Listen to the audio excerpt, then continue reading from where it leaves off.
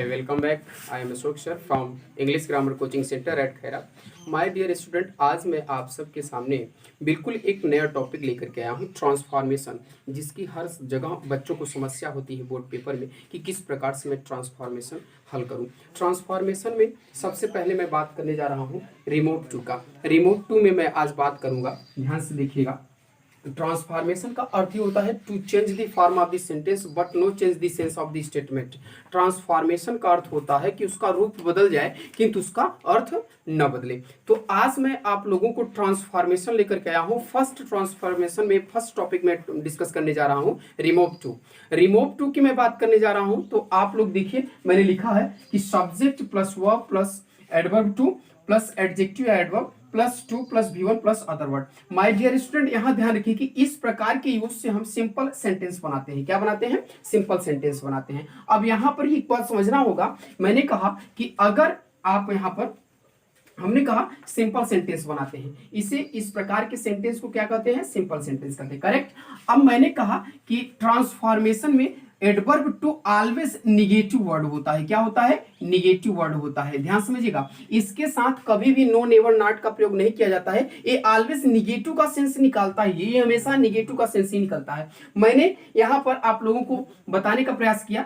मैं आपको यहाँ अच्छी तरह से बताऊंगा, आप अच्छी तरह समझने की कोशिश करिएगा. अगर मेरे साथ पढ़ रहे होंगे तो कॉपी कलम लेकर के बैठ जाइए. और मेरे यूट्यूब चैनल पर अगर नए होंगे तो सबसे पहले तो ध्यान रखिए कि इसको इतना इत्मीनान से देखिए कि एक एक टॉपिक आप अपनी कॉपी पे लिखिएगा. आज से आप लोग चुटकियों में सॉल्व करेंगे रिमूव टू को.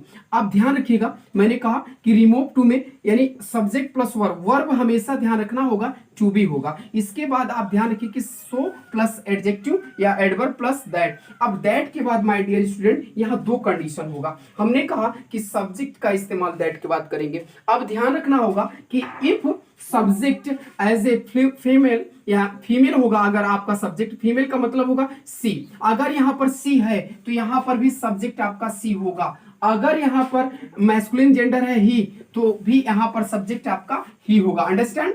उसके बाद ध्यान रखना होगा कि अगर दोनों आपका सब्जेक्ट प्लूरल आ रहा है, क्या आ रहा है? प्लूरल आ रहा है. आई मीन अगर सब्जेक्ट आपका प्लूरल हो तो यहां पर आप प्रोनाउन यानी सब्जेक्ट के रूप में आप दे का इस्तेमाल करेंगे. करेक्ट. उसके बाद अब आप ध्यान रखिएगा कि अगर आपका सेंटेंस प्रेजेंट टेंस में है, अगर सेंटेंस आपका प्रेजेंट टेंस में है तो यहां पर आप ध्यान रखना होगा कि कैन नॉट का प्रयोग करेंगे, यानी कि can't plus V1 plus other word. अब ध्यान रखना होगा अगर पास्ट में होगा तो subject plus couldn't plus V1 plus other word का इस्तेमाल करेंगे. करेक्ट. अब ध्यान रखिए माय डियर स्टूडेंट, मैंने यहां पर लिखा, मैंने एक सेंटेंस लिखा यहां पर. ध्यान रखिए, मैंने कहा कि I am too weak to teach you. अब ध्यान रखिएगा कि I am too weak to teach you. अब ध्यान रखिए कि मैं इतना कमजोर हूं कि मैं आपको पढ़ा नहीं सकता हूं. तो अगर आप ध्यान रखिए कि एडवर्ब टू के स्थान पर हमेशा सो का इस्तेमाल करेंगे. किसका इस्तेमाल करेंगे? I am so week.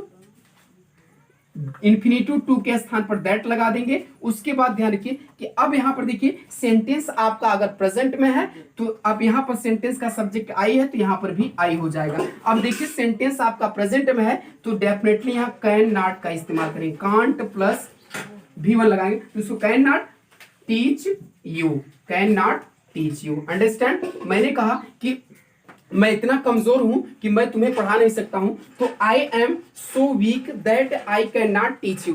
अर्थात आप ध्यान रखिएगा कि इससे ए लॉट ऑफ सेंटेंस बना सकते हैं. एक नहीं, आप हजारों सेंटेंस बना सकते हैं. You should be try to translate into English. Never thinks either right और रॉन्ग. आप यह सोचिए ही मत कि क्या सही है क्या गलत है. आप अशोक सर के साथ जुड़े हुए हैं तो आप प्रयास करिए कि मैं एक एक टॉपिक आपको बताऊंगा. मैंने कहा कि ट्रांसफॉर्मेशन में आज मैं रिमूव टू लाया हूं. रिमूव टू का मतलब भी होता है, आगे सेंटेंस अगला लिखिए आप लोग. एक और सेंटेंस लिखिए, Ram is too weak to walk. Ram is too weak to walk. Ram is too weak to walk. मैंने कहा कि Ram is too weak to walk. ध्यान समझिएगा, मैंने कहा Ram is too weak, Ram is too weak to walk.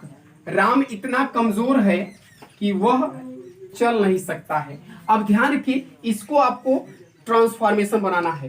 Transformation, इस प्रकार के सेंटेंस को हमने कहा सिंपल सेंटेंस कहा जाता है। क्या कहा जाता है? सिंपल सेंटेंस कहा जाता है माय डियर स्टूडेंट। लेकिन इसी सेंटेंस को हम कॉम्प्लेक्स में डाइवर्ट करेंगे। इसका क्या है कि ट्रांसफॉर्मेशन का अर्थ होता है to change the form of the sentence but no change the sense of the statement. Transformation का अर्थ होता है माय डियर स्टूडेंट कि उसका रूप बदल जाए किंतु उसका अर्थ न बदले। तो मैं देखिए यहाँ पर राम है ना, तो राम को राम ही रखा। उसके बाद इज टू के स्थान पर सो का प्रयोग करेंगे, वीक।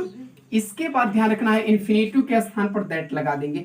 अब डियर स्टूडेंट यहाँ देखना है कि Ram as a masculine gender, तो यहाँ पर सब्जेक्ट ही हो जाएगा। क्या हो जाएगा? ही हो जाएगा। इसके बाद देखना है कि सेंटेंस किस टेंस में है। सेंटेंस अगर प्रेजेंट में है तो कैन नॉट का इस्तेमाल करेंगे, can not walk, can not walk. अब ध्यान रखिएगा कि इस प्रकार से आप ए लॉट ऑफ सेंटेंस बना सकते हैं। आप अंग्रेजी में आपको रिमूव टू में कभी किसी का दिक्कत नहीं। ये तो रहा फर्स्ट कॉन्सेप्ट। अब मैं बात करने जा रहा हूं फर्स्ट कॉन्सेप्ट की बात। मैंने कहा एक दो एग्जांपल और लिख लीजिए। मैंने कहा कि the lion was too old to run, the lion was too old to run, the lion was too old to run. Comment box में जरूर कमेंट करिएगा इस सेंटेंस को। मैंने कहा the lion was too weak, sorry the lion was too old to run. Understand?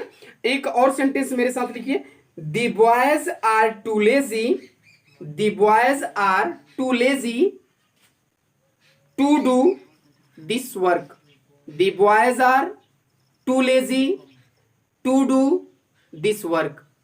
अब ये दोनों सेंटेंस आप बनाकर हमारे कमेंट बॉक्स पे जरूर कमेंट करिएगा ताकि मैं समझूं कि आप लोग अशोक सर के साथ जुड़े हुए हैं और आप लोग ट्रांसफॉर्मेशन को अच्छी तरह से पढ़ रहे हैं। अच्छी तरह से आप लोगों को ट्रांसफॉर्मेशन समझ में आ रहा है। हमने पहला सेंटेंस बोला कि the lion was too old to run,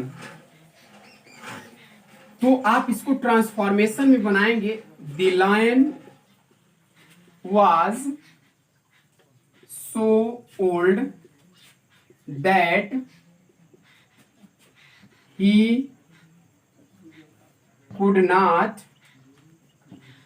couldn't run। इस तरह से होगा, the lion was so old that he couldn't run. अब दूसरा सेंटेंस था, हमने दूसरा सेंटेंस आप लोगों को दिया कि the boys are too lazy, the boys are too lazy to do this work.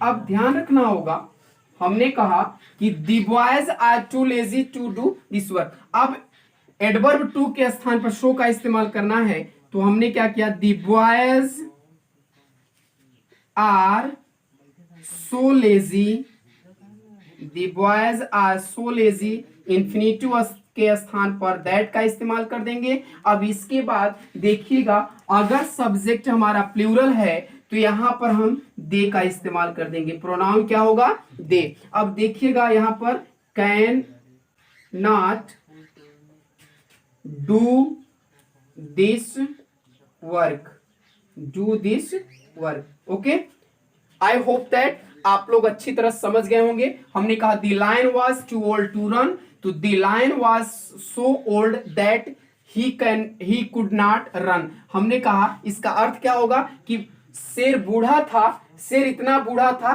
कि वह दौड़ नहीं सकता है। The lion was so old, शेर इतना बूढ़ा था, सिंह इतना बूढ़ा था कि वह दौड़ नहीं सकता है। He couldn't run, he couldn't run. इसी प्रकार से the boys are too lazy to do this work. बच्चे यानी लड़के इतना आलसी हैं कि वह इस कार्य को नहीं कर सकते हैं। तो the boys are so lazy that they can't do this work, that they can't do this work. ये आप, आई होप दैट आप अच्छी तरह समझ गए होंगे। अब मैं दूसरा कॉन्सेप्ट की ओर चलता हूं, देखते हैं दूसरा कॉन्सेप्ट क्या होता है। अगर दूसरा देखिएगा, अगर रिमूव टू में अगर सेंटेंस आपका पैसिव वॉइस में होगा, किसमें होगा? पैसिव वॉइस में होगा, तो हम किसमें प्रयोग करेंगे? ध्यान समझिएगा कि अगर यही सेंटेंस आपका पैसिव वॉइस में आया होगा तो हम कैन नॉट बी का प्रयोग करेंगे। ध्यान रखिएगा कि यहाँ पर रिमूव टू में सबसे पहले देखिए रिमूव टू में यूज क्या होगा, subject plus verb plus to plus adjective plus to be plus V3 plus other word. इसका इस्तेमाल अगर किया गया हो तो ध्यान रखिएगा माय डियर स्टूडेंट, यहां पर हम ध्यान रखिए कि हम इस प्रकार के सेंटेंस को पैसिव वॉइस कैसे बनाएंगे, पैसिव वॉइस में ही बनाएंगे। अब आने वाला रिमूव टू भी आल्सो पैसिव वॉइस होगा, तो क्या होगा, subject plus verb plus so plus adjective plus that. अब दैट के बाद कंडीशन यह होगा कि subject plus can not B, can't be plus V3 plus other word. इसी सिचुएशन में subject plus couldn't B plus V3 plus other word. इस concept का इस्तेमाल करें। कॉन्सेप्ट नंबर 2 है माय डियर स्टूडेंट, अच्छी तरह समझिएगा। हमने कहा कि अगर आपका ट्रांसफॉर्मेशन में आपका सेंटेंस पैसिव वॉइस में प्रयोग किया गया हो, किसमें, पैसिव वॉइस में प्रयोग किया गया हो, यदि वाक्य पैसिव वॉइस में हो तो हम क्या करेंगे कि can not be plus V3 का इस्तेमाल कर देंगे। अगर सेंटेंस आपका प्रेजेंट में है तो कैन नॉट बी का प्रयोग करेंगे, अगर सेंटेंस आपका पैसिव वॉइस में है तो कुडंट बी का प्रयोग करेंगे। अंडरस्टैंड, ये कॉन्सेप्ट नंबर 2 है, अच्छी तरह से आप समझिएगा। जैसे मैंने बोला सेंटेंस की ही स्पीक्स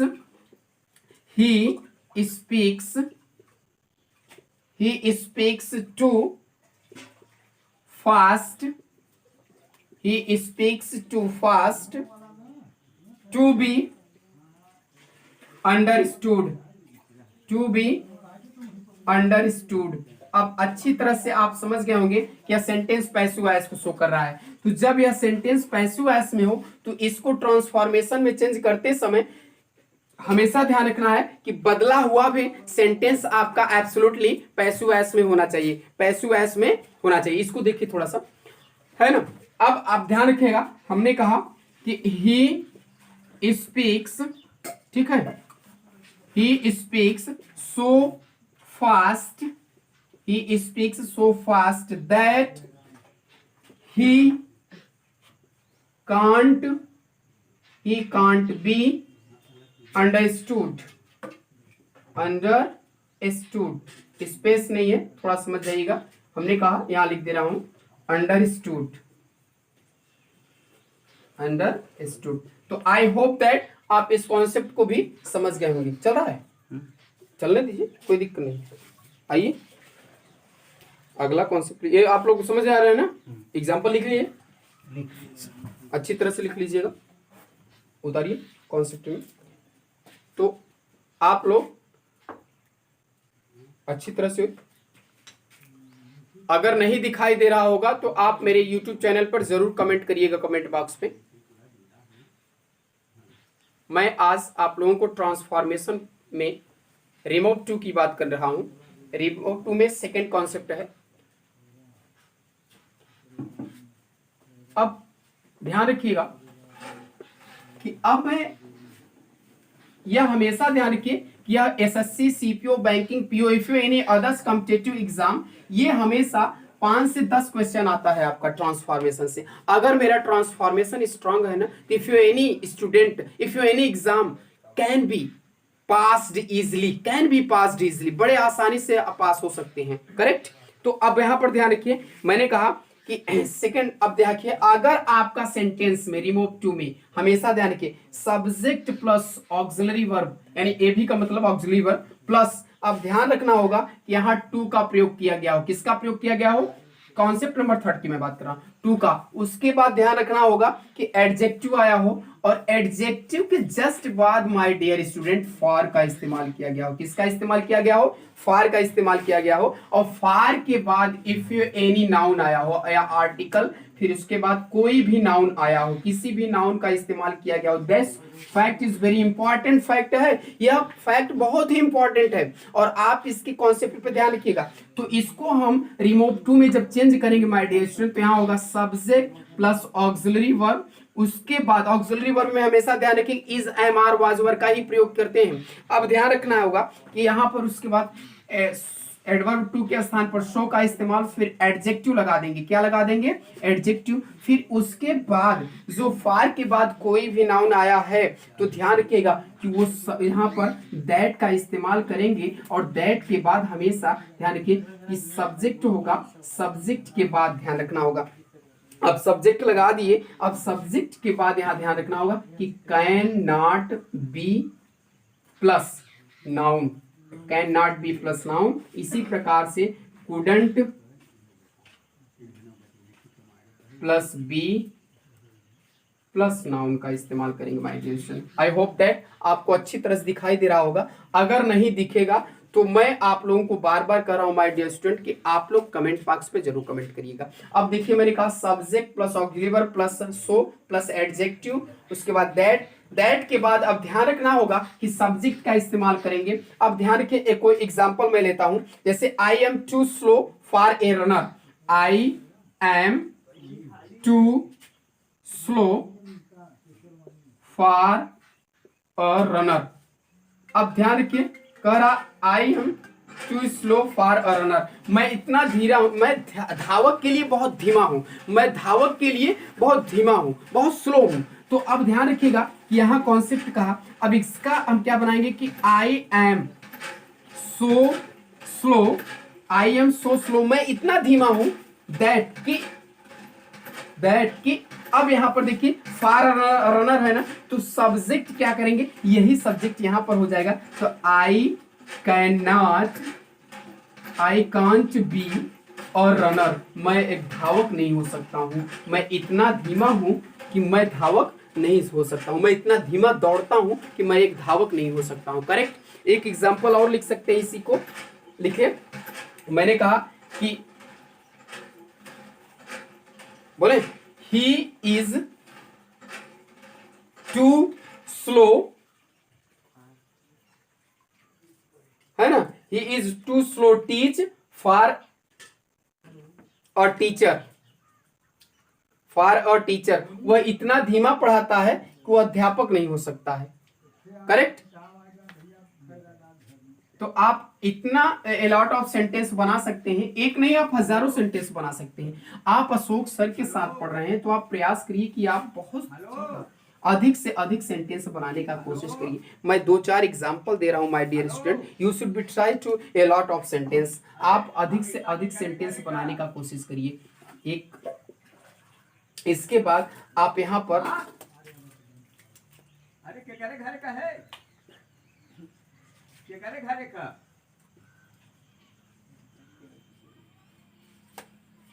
अरे सुन पहले, के करे घरे का है, के करे घरे का है, श्यामलाल का है, तब ऐसे बोल प्लस ऑब्जेक्ट। बाहर मौसा, आप ध्यान रखना होगा, के करे कौन है, तू है का,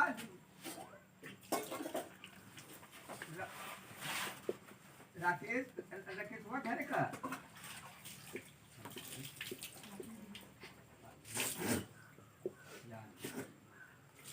सब्जेक्ट के बाद इसके बाद दैट लगा दीजिए। दैट के बाद हमेशा ध्यान रखिएगा कि यहाँ पर सब्जेक्ट वही होगा, दो कंडीशन होगा सब्जेक्ट। अब सब्जेक्ट के बाद हमेशा ध्यान रखिए कि can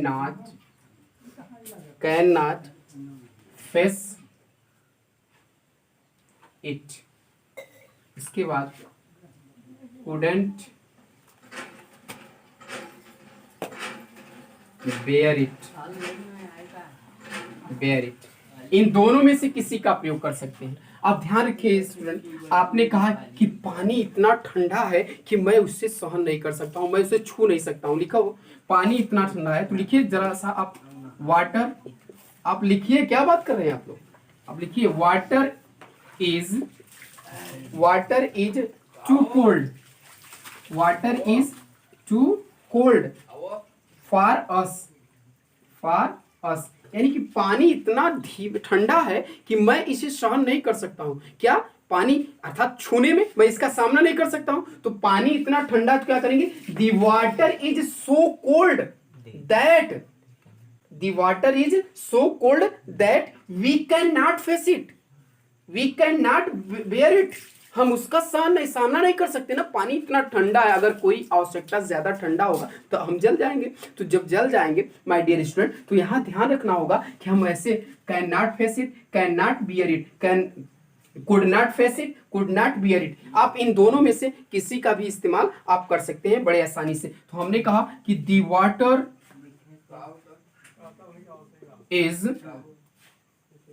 so cold that we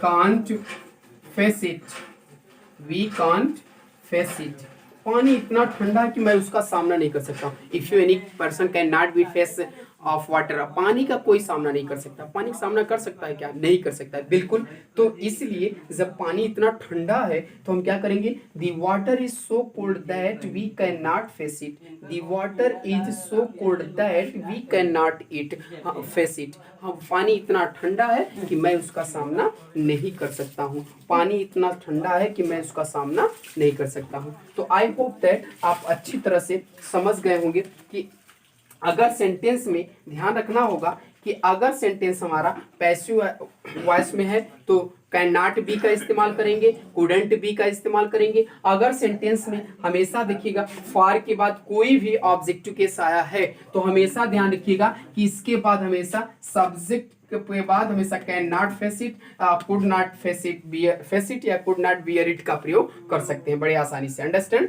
अब एक कॉन्सेप्ट की और मैं बात कर लेता हूं। अगला कॉन्सेप्ट एंड अंतिम कॉन्सेप्ट है। अब ये कॉन्सेप्ट देख लिया जाए थोड़ा सा अच्छी तरह से, फिर इसके बाद हमने लास्ट कॉन्सेप्ट की बात किया। लास्ट कॉन्सेप्ट यह है कि यानी suppose that the tea is too hot, correct. अब ध्यान रखिएगा अगर इस प्रकार का सेंटेंस केवल एडवर्ब के टू के बाद केवल एडजेक्टिव का प्रयोग हुआ हो तो इस प्रकार के सेंटेंस को ट्रांसफॉर्मेशन में अगर हम चेंज करेंगे, रिमूव टू का प्रयोग करेंगे, तो हमेशा ध्यान रखें कि इनको हम हमेशा subject plus auxiliary verb plus so का इस्तेमाल कर देंगे। उसके बाद सो का इस्तेमाल नहीं करेंगे। उसके बाद हम यहाँ पर एक्सट्रीमली का इस्तेमाल करेंगे। किसका? एक्सट्रीमली का इस्तेमाल करेंगे। इसके बाद माय डियर स्टूडेंट एडजेक्टिव का प्रयोग कर देंगे, करेक्ट। या फिर ये फर्स्ट कॉन्सेप्ट है इसका, या फिर आप क्या करेंगे यहाँ पर सब्जेक्ट लगा देंगे, ऑक्सिलरी वर्ब का प्रयोग करेंगे, फिर इसके बाद यहाँ पर एडजेक्टिव की कंपैरेटिव डिग्री होगा, एडजेक्टिव की कंपैरेटिव डिग्री प्लस। अब ध्यान रखिए यहाँ देन का इस्तेमाल जब करेंगे तो देन के बाद दो कंडीशन होगा माय डियर स्टूडेंट। अब यहाँ ध्यान रखना होगा कि इसके बाद या तो हम इट शुड बी का इस्तेमाल कर देंगे, इट शुड बी का इस्तेमाल कर देंगे, या फिर इट इज प्रॉपर का इस्तेमाल कर देंगे। मैं यहाँ लिख दे रहा हूँ, आप समझ जाइए, इट इज प्रॉपर का इस्तेमाल कर देंगे। अब ध्यान रखिए इनका अर्थ क्या होगा, इनका अर्थ यह होगा कि जितना होना चाहिए। जैसे the tea is hotter, the tea is hotter than, the tea is hotter than. अब बताइएगा कह रहा है कि इट शुड बी,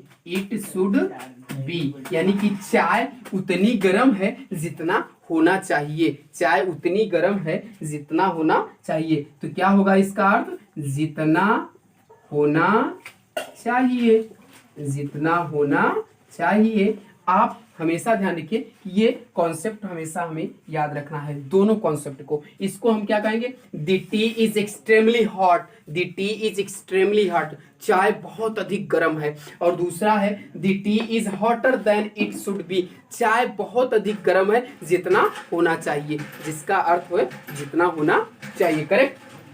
हम इस प्रकार के सेंटेंस को ऐसे भी बना सकते हैं कि the T is hot, the T is, ऐसा कर सकते हैं, the T is hot beyond the proper limit, the T is hot beyond the proper limit. तो वो कॉन्सेप्ट भी मैं आपको दे देता हूं, उस कॉन्सेप्ट का भी प्रयोग कर लीजिए साथ में, ताकि आप लोगों को दिक्कत न हो। ऐसे कॉन्सेप्ट का भी प्रयोग कर लीजिए। मैं मिटा दे रहा हूं, थोड़ा सा एक स्पेस खाली हो जाए। यहाँ पर हमने कहा एक कॉन्सेप्ट का और इस्तेमाल कर सकते हैं आप। मैंने कहा थर्ड कॉन्सेप्ट का इस्तेमाल क्या कर सकते हैं, सब्जेक्ट प्लस ऑक्सिलरी वर्ब, उसके बाद माय डियर स्टूडेंट यहाँ पर ऑक्सिलरी वर्ब के बाद अगर एडजेक्टिव का आया है तो एडजेक्टिव लगा देंगे। एडजेक्टिव के बाद माय डियर स्टूडेंट हमेशा ध्यान रखिए beyond the proper limit, beyond the proper limit, इसका इस्तेमाल कर देंगे। दोनों कॉन्सेप्ट से आपका सेंटेंस राइट हो जाएगा। हमने कहा कि the tea is hot beyond the proper limit, यानी चाय जो है ना आवश्यकता से अधिक गर्म है, चाय जो है इतना गर्म है जितना होना चाहिए, यानी कि वह अपने आवश्यकता से अधिक गर्म है। तो आई होप दैट आप अच्छी तरह समझ गए होंगे। हमने कहा the tea is hot beyond the proper limit, beyond the proper limit, beyond the proper limit. आप इस तरह से, मैंने ना एक दो कॉन्सेप्ट दिया है, एक दो कॉन्सेप्ट के अनुसार मैं कॉन्सेप्ट इतना ज्यादा दे दिया हूं कि ताकि आपको कभी भी ट्रांसफॉर्मेशन बनाने में दिक्कत न हो। आई होप दैट आप अच्छी तरह समझ गए होंगे रिमोट 2 में ट्रांसफॉर्मेशन। अब मैं नेक्स्ट डिस्कस करूंगा, अगले दिन फिर मिलूंगा। तो आई hope that, thank you, best of luck.